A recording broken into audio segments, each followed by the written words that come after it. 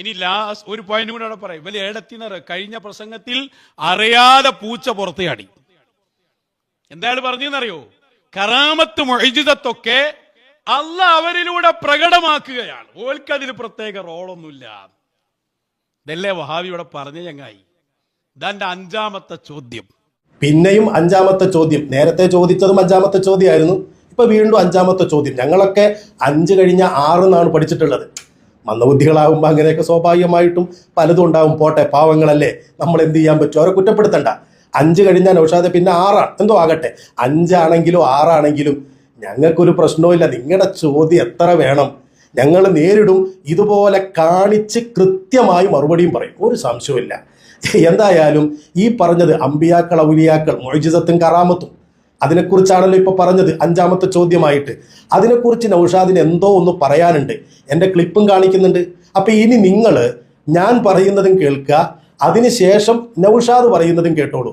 അപ്പൊ എന്താണെന്ന് ബോധ്യപ്പെടും. പറഞ്ഞിട്ടുള്ളൂ അവിടെ ഇതിന്റെ പോയിന്റിലെത്തി. അഞ്ചാമത്തെ ചോദ്യം, ഇത് AP സുന്നിയുടെ വിശ്വാസം തന്നെയാണോ? പൂർത്തിയാക്കണം. നമുക്ക് വിശ്വസിക്കുന്നത് അവർ അള്ളാഹുവിന്റെ അടിമകളാണ്.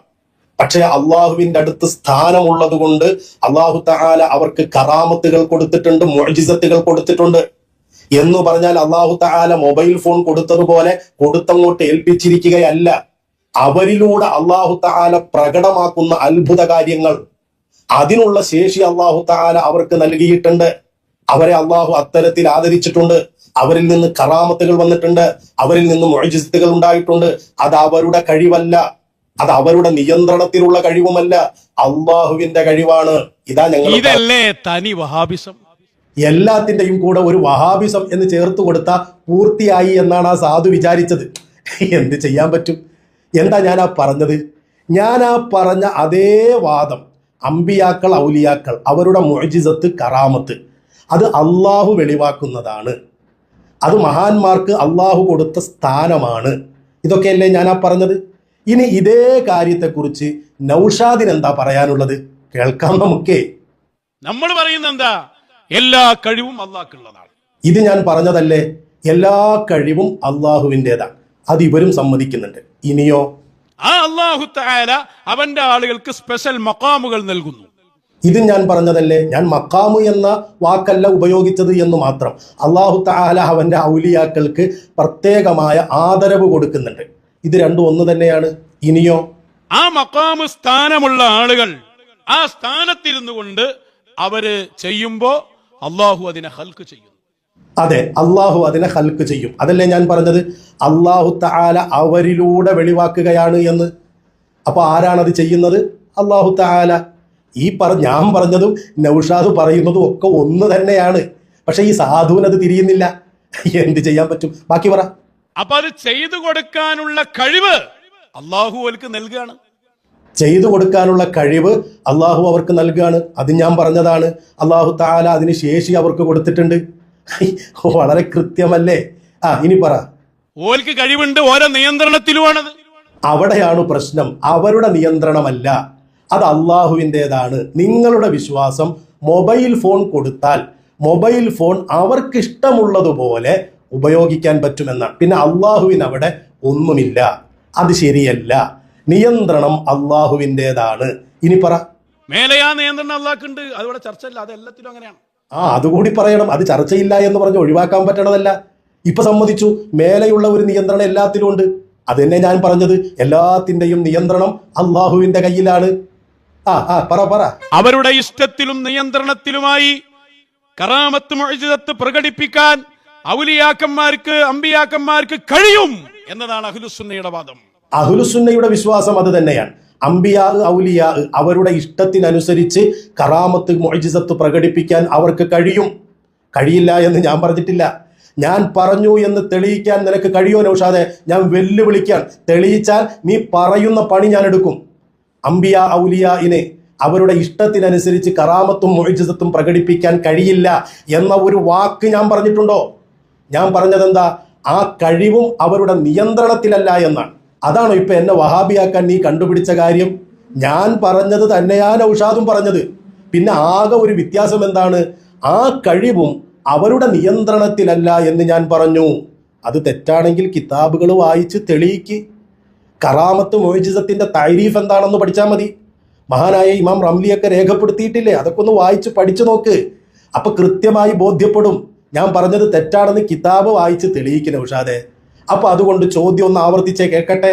കറാമത്ത് മുഅ്ജിസത്തിൽ ഔലിയാക്കൾക്ക് കഴിവില്ലെന്നും നിയന്ത്രണമില്ലെന്നും ഇഷ്ടപ്രകാരം അത് സംഭവിക്കുകയില്ല എന്നും താങ്കൾ ഈ പറഞ്ഞ വാദം AP സമസ്തയുടെ മുശാവറ അംഗീകരിക്കുന്നുണ്ടോ ഇല്ലേ? ഞങ്ങൾ 5ാമത്തെ ചോദ്യം. ആ ചോദ്യത്തില് ചിലതൊക്കെ ഇയാൾ സ്വന്തം പോക്കറ്റിൽ നിന്ന് എടുത്ത് വെട്ടിപ്പ് നടത്തി. ഔലിയാക്കളുടെ ഇഷ്ടത്തിനനുസരിച്ച് കറാമത്ത് പറ്റില്ല എന്ന് ഞാൻ പറഞ്ഞിട്ടുണ്ടോ? ഇനി അവരുടെ കഴിവല്ല എന്ന് പറഞ്ഞത് ശരിയല്ലേ? നൗഷാദെ, നീയും അത് പറഞ്ഞില്ലേ? അല്ലാഹു തആലയാണ് അവിടെ ഹൽക്ക് ചെയ്തു കൊടുക്കുന്നത് എന്ന് പറഞ്ഞാൽ അവരല്ലത് ചെയ്യുന്നത്, അള്ളാഹു ആണ് ചെയ്യുന്നത്. ഇനി അവരുടെ നിയന്ത്രണത്തിലാണോ? എല്ലാ നിയന്ത്രണവും മേലെ നിന്നുണ്ട് എന്ന് നീയും പറഞ്ഞില്ലേ? എന്നിട്ട് പിന്നെ AP സമസ്തയുടെ മുശാവറ ഇത് അംഗീകരിക്കുന്നുണ്ടോ എന്നൊക്കെ മൂപ്പരുടെ വലിയ ചോദ്യം. നീ പറഞ്ഞത് തന്നെയല്ലേ ഞാൻ പറഞ്ഞത്? ഇനി അത് AP സമസ്തയുടെ മുശാവറയുടെ തീരുമാനത്തിന് വിടേണ്ട ആവശ്യം പോലും ഉണ്ടോ ചങ്ങാതി? ഇനി മോൻ അടുത്ത ചോദ്യം ചോദിക്കും. വെറുതെ എല്ലാം മൂപ്പര് ചോദിക്കും, മറുപടിയും മൂപ്പര് പറയും. ഇങ്ങനെ ഒരു സാധനം ചോദിക്കും. ഇനി 6ാമതൊന്നുകൂടിയാണ് ചോദിക്കാണ്ടത്. തവസ്സുലും ഇസ്തിഗാസയൊക്കെ ഒന്നാണ്, പ്രത്യേക ചോദ്യമൊന്നും അതിലില്ല, ഓലെ ബറക്കത്ത് കൊണ്ട് നടക്കുകയാണ്. തവസ്സുലും ഇസ്തിഗാസയും അതിനെക്കുറിച്ചാണ് അടുത്ത ചോദ്യം. 7ാമത്തെ ചോദ്യമാണ് 6 എന്നാണ് പറയുന്നത്. എന്തോ ആകട്ടെ, ആ ചോദ്യം ചോദിക്കുമ്പോൾ ഞാൻ പറയുന്നത് കേൾപ്പിക്കുന്നു കൂടിയുണ്ട്. അതെന്തായാലും നന്നായി, കേൾപ്പിച്ചോളൂ. അവന്ന് പറയട്ടെ. പറയും ാക്കാൻ തയ്യാറുണ്ടോ? എന്നിട്ട് മഹാനവറുകൾ പറയാൻ ഫത്തവസ്സുലു വത്തശഫ്ഫുഉ വൽ ഇസ്തിഗാസതു കുല്ലുഹാ ബിമഅനം വാഹിദ്. ശഫാഅത്ത് തേടലാണെങ്കിലും തവസ്സുൽ ചെയ്യലാണെങ്കിലും ഇസ്തിഗാസയാണെങ്കിലും എല്ലാം ഒരൊറ്റ അർത്ഥത്തിനാണ്. വലൈസ ലഹാ ഫീ ഖുലൂബിൽ മുഅ്മിനി മഅനൻ ഇല്ല തബറുകു ബിദിക്രി അഹിബ്ബാഇല്ലാഹി തആല. ഇങ്ങനെ ഇസ്തിഗാസയും തവസ്സുലും ഒക്കെ ചെയ്യുന്ന സത്യവിശ്വാസികളുടെ ഹൃദയത്തിൽ ഈ മഹാന്മാരുടെ പേരു പറയൽ കൊണ്ടുള്ള ബറക്കത്തല്ലാതെ വേറെ ഒരു അർത്ഥവുമില്ല എന്ന് രേഖപ്പെടുത്താൻ. ഇതാണോ AP സമസ്തയുടെ വിശ്വാസം? നല്ല ചോദ്യമാണ്. ഇത് തന്നെയാണ്, സംശയമൊന്നുമില്ല. എന്തുകൊണ്ടാണ്? ഞാൻ വായിച്ചത് കണ്ടില്ലേ? ഒരു കിതാബ് ഇങ്ങനെ സ്ക്രീനിൽ കാണുന്നില്ലായിരുന്നോ? അത് ആരുടെ കിതാബാ? സൈനി ദഹ്ലാൻ റഹിമഹുല്ല എന്ന് പറയുന്ന സുന്നത്ത് ജമാഅത്തിന് വേണ്ടി ശബ്ദിച്ച വഹാബികൾക്കെതിരെ സമരം ചെയ്ത ഒരു മഹാപണ്ഡിതൻ രേഖപ്പെടുത്തിയതാണ്. എന്തു പറയാനുണ്ട്? ആ വിശ്വാസം തന്നെയാ ഞങ്ങൾക്ക് എല്ലാവർക്കും ഉള്ളത്. ഇബ്ലീസ് ത്വരീഖത്തിന്റെ വിശ്വാസമല്ല. ഇബ്ലീസ് ത്വരീഖത്തിന്റെ വിശ്വാസം പറയുന്നത് കേക്ക്. ഈ സഹായം തേടുമ്പോൾ അവരെ ബറക്കത്തോണ്ട് അല്ലാഹു തരാ എന്ന മയനേ ഉള്ളൂ, നേരിട്ട് അവര് തരുന്ന സംഭവം ഇല്ല. അപ്പൊ അല്ലാഹു തരുന്നതല്ലേ നൗഷാദേ ഇത്? ഇബ്ലീസ് ത്വരീഖത്തുകാര് നേരിട്ട് അവര് തരുകയാണ് എന്നാണോ വിശ്വസിക്കുന്നത്? ഇതാണോ നിങ്ങളുടെ വിശ്വാസം? ഞങ്ങളുടെ വിശ്വാസം അല്ലാഹു തരുന്നതാണെന്നാണ്.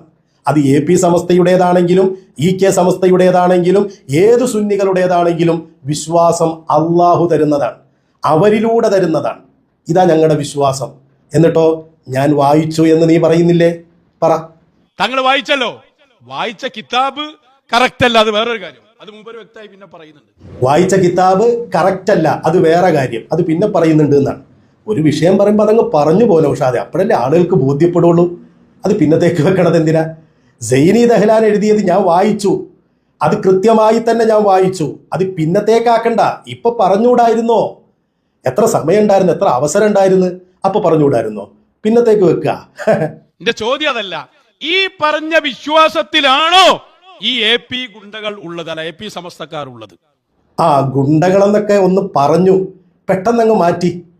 എന്താണെന്നറിയോ, മുമ്പൊരിക്കൽ AP ഉസ്താദിനെ ഗുണ്ടയാണ് എന്നൊക്കെ പറഞ്ഞിട്ട് ഒരു 2-3 സ്ഥലത്ത് സംസാരിച്ചിരുന്നു. നോട്ടീസ് കയ്യിൽ കിട്ടിയേ. നമ്മുടെ കുഞ്ഞഹമ്മദ് കോടതിയിലൊക്കെ മധ്യസ്ഥനെ ഇടനിലക്കാരനെയൊക്കെ ആക്കിയിട്ടൊരു ചർച്ചയൊക്കെ നടന്നു. ഇപ്പൊ പേടിയുണ്ടത് പറയാൻ. എന്തോ ആകട്ടെ, AP സമസ്തയുടെ വിശ്വാസം സൈനി ദഹ്ലാൻ പറഞ്ഞു എന്ന് പറഞ്ഞ് ഞാൻ വായിച്ച അതേ വിശ്വാസമാണ്. അല്ലാന്ന് നീ തെളിയിക്ക്. ആ വിശ്വാസം തെറ്റാണെന്ന് തെളിയിക്ക്. അഇമ്മത്തുകളുടെ കിതാബുകൾ ഞാൻ എടുക്കും. സുബ്കി ഇമാമിന്റെ ശിഫാഉ സക്കാമൊക്കെ കണ്ടിട്ടുണ്ടോ? അതൊക്കെ ഞാൻ എടുത്ത് വായിക്കുന്നു. പക്ഷേ അതെ, നീ പറ്റുമെങ്കിൽ ഒന്ന് വായിച്ചു നോക്ക്. അപ്പൊ ചുരുക്കി പറഞ്ഞാൽ നിന്റെ 6 ചോദ്യങ്ങളും 7 ചോദിച്ചു, 6 എണ്ണി. ആ ചോദ്യങ്ങൾക്ക് മുഴുവനും ഞാൻ അക്കമിട്ട് കൃത്യമായി മറുപടി പറഞ്ഞിട്ടുണ്ട്. എൻ്റെ ചോദ്യത്തില് ഒരെണ്ണത്തിനെ നീ മുക്കി, വേറൊരെണ്ണത്തിന് മറുപടി പറഞ്ഞില്ല. പിന്നെ പറഞ്ഞ 3 മറുപടി ദുർവ്യാഖ്യാനവുമാണ്. അതുകൊണ്ട് ചോദ്യം നിലനിൽക്കുകയാണ്. ഒന്നുകൂടി ചോദിക്കേണ്ട ആവശ്യമില്ലല്ലോ. വളരെ കൃത്യമാണ്. ആ ചോദ്യങ്ങൾക്ക് മറുപടി വ്യക്തമായി പറയും. ഇബ്നു ഹജർ തങ്ങൾ പറഞ്ഞ ഇബാറത്ത് വായിക്ക്, തൊള്ളബടായി വേണ്ട. ഷാറാനി ഇമാം പറഞ്ഞ ഇബാറത്ത് വായിക്ക്, തൊള്ളബടായി വേണ്ട. അതുപോലെ സ്പെഷ്യൽ ഇടപെടലിന് ഇബാറത്ത് വായിക്ക്, തൊള്ളബടായി വേണ്ട. നമ്പർ പുറത്തുവിട്, നമ്പർ ഇറക്കി കളിക്കരുത്. പിന്നെ ഞാൻ ചോദിച്ചത്, ഇബ്ലീസ് എങ്ങാനും മുസ്ലിം ആയാൽ ഈ ആയത്തുകൾ, ഇബ്ലീസിനെ കുറിച്ച് പറഞ്ഞ ആയത്തുകൾ എന്ത് ചെയ്യും? എണ്ണി എണ്ണി മറുപടി പറ. അതൊന്ന് കേൾക്കട്ടെ, തെളിവുകൾ സഹിതം പറ. ഞാൻ പറഞ്ഞില്ലേ, അതുപോലെ പറമോനെ. ആണാണെങ്കിൽ പറഞ്ഞ ഉഷാദെ, പോയത്തം പറഞ്ഞ് നടന്നാൽ മതിയോ? ഇബ്ലീസിനെ കൂട്ടുപിടിച്ചിട്ട്. അള്ളാഹു നന്നാക്കട്ടെ.